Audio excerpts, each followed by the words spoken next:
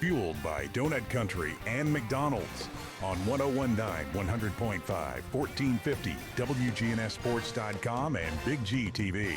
We're back here on the Coach's Show, and it is brought to you by Sir Pizza. They've got 3 Murfreesboro locations offering a huge selection of mouth-watering pizzas, sandwiches, pasta, and wings.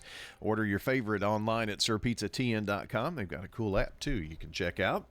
Blackman football victorious last night, 35-7 over the Smyrna Bulldogs, and a quick start by Blackman. We were just talking with Matt Williams about it. And another Matt Kriesky, is here. Good morning, Coach. Congrats on the win. Thank you. I appreciate it. Thanks for all that y'all do.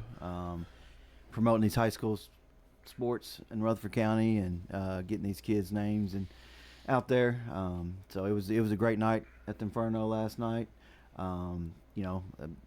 Preached all week about starting fast. We do that all the time.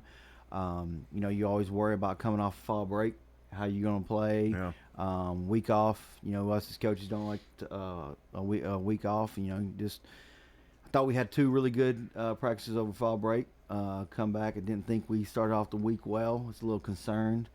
Thought we finished out the week pretty good, and then last night, as a coach, I always worry. I'm thinking about every little thing, and I didn't think we were warmed up with the energy that we've had in the past, and the energy and the excitement. I don't know what it was. I don't know weather change or what. So I was really uptight. I was really, really worried, and I guess when we got up 21-0, I had a couple kids come up and laughing because they knew I was stressed out and said, "How you feeling now, Coach?"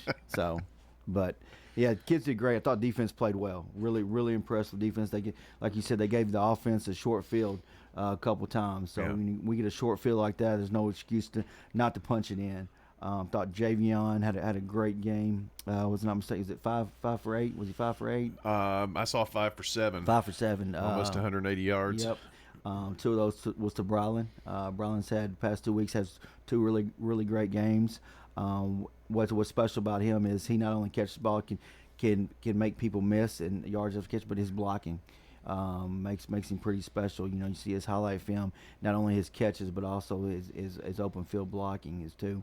Does well. So did a great job there. Sophomore Bryson Mitchell had a big catch. Really proud of him, and as a sophomore, he's coming along. He's not at this time of year. He's not playing like a sophomore anymore. So really, really impressed with him. And our offensive line. One of the things we stressed this past week was our pass pro. I thought the previous 2 games we didn't do a really good job pass pro, especially on down and distance long situations when we knew they were going to be blitzing. I thought we gave up some. We didn't do some things that we were doing earlier in the season, so we really spent some time over fall break and this week trying to fix that, and so we thought they did a good job picking up that, and our pass protection was better. We've got to continue to build off that as we move forward. Wanted to make Brylan Odor our SRM Concrete Solid performer for you last night. He made the most of his 2 catches, 2 receptions, 102 yards, 2 touchdowns. That is a stat builder, I guess, right there. And it is, and we try all week. Every week to get the ball in his hands. We know that if he catches it, no matter where it is, good things happen. Yes, sir. He has an opportunity to score, and he showed that last night. And that's our entire receiving core with Brylan, Kari Dixon, Bryson Mitchell. Those guys that we have out there can catch the ball and score it at any time. It's a special group that we have this year, and we got to continue to get to the ball and give them the opportunity. Each and every week. You hate to say this, man, but losses teach you a lot of things, and I believe the one that we had this year really taught us a lot about some things that we need to do and the adjustments that we need to make. We got some really great kids, and sometimes us as coaches make the game harder than what it really is, and so that's losing the game really helps out coaches and us as we prepare and plan. So you always hate to lose a game, but it really helped us as an offensive staff go back to the drawing board and get some things corrected that we needed to get corrected. Man, I want to go back to something you said just a second ago about, couple of days you didn't have the greatest practices. There are some weeks that you go into a Friday night knowing that it's going to be an uphill battle just the way things went in a practice. But then there are some weeks where you go in and it could go one way or another, and you are a little surprised. I mean, every week has got to be different. It is. You're dealing with 15, 16, 17-year-old kids. They've got a lot going on. We had ACT this week, so that a lot of the seniors were taking the ACT. We had other tests going on that day, so the entire schedule on that day was different. But and like I told them, we didn't have a good practice that Tuesday after the ACT, and I told them like everything's not going to be the same. Everything that you do in life is not going to be the same. You're gonna be throwing a curveball every now and then. How are you going to handle it? And that's my biggest thing with these guys. When something comes at you, how are you going to handle that situation? How are you going to be able to overcome that adversity? I said we had just a little thing as an ACT on Tuesday, and we didn't know how to handle to finish out the rest of the day after the testing, and then come to practice. Little things like that you've got to figure out, so when the big things occur, that you're able to handle them and know how to attack adversity head on. And I guess this is kind of the philosophy show or something for me, but you take those things and you apply them to life. I mean, you go to work, maybe things don't go well at work for your day, and had some deadlines to meet, and we're really just at it all day, and then you go home and you've got wife and kids at home or something, and they have to deal with that. It's just, how do you handle that? Yeah. And that's one thing that sport teaches. Yeah. I try to tell them, after practice Tuesday, it's no different than us having a turnover in our offense and giving our defense a short field. How are we going to handle it? Are we going to start pointing fingers, or are we going to lay down? What are we going to do? We got to rise up to the occasion and hit it head on. And that's what I want to teach these guys, not only in the game of football, but the game of life. We got to hit things head on and overcome adversity. Like parents who have to go to their son's football game and that kind of stuff. That's right. Matt Kriesky here with us this morning as we talk Blackman football. I want to talk about a few more of your kids in just a second, but so I don't forget, you won last night 35-7 over a Smyrna team that's full of tradition.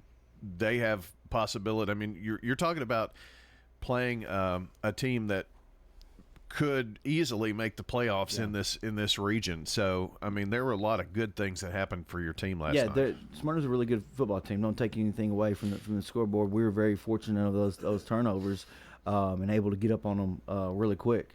You could tell once they got settled, once things started going, that they made some plays on us. They've got some guys that can make plays. They play hard. They're a Coach Williams style football team. They're going to be a hard-nosed football team, gritty. Just the ball bounced our way last night, and we were very fortunate. We took advantage of it. And but Smyrna has a chance to make the playoffs in this league. They got to finish out the season, just like all of us. We're all not locked in. So we've got to take care of business the next 2 weeks, and these last 2 weeks are huge for everyone in the county. You've got 2 region games left, one at home and next week on the road. We'll talk about that in just a second, but did want to mention a couple of other kids. You mentioned Javion's fine night. Jabari Kemp, 2 touchdown runs, and Bryson Mitchell also had big touchdown reception. So a big night for Javion passing the ball. Yeah, I mean, you look at, our offensive stats, we don't, our rushing yards are not a lot, but again, we had short field. Jabari was able to punch in two really good runs, short runs. But we've got in the backfield, we got 3 guys that are carrying the ball now, doing a great job. Micah Nance, Jabari, and Daniel Smith. Those guys are in the backfield splitting carries, and so they're doing a really good job. And Jabari, we rotate them all equally, and fortunate Jabari was in there on those 2 plays, and he scored. Did a really good job lowering his head and getting in the end zone. And then Bryson, again, he's a sophomore, not playing like a sophomore now. Finally glad that he's kind of matured and grown, and so he's going to be special for us for the next 2 years. And the fact that your defense played so well to give your offense the short field. I mean, that's complimentary football that you like to see as a football coach. Our defense played lights out. The entire defense staff, they do a great job week in and week out.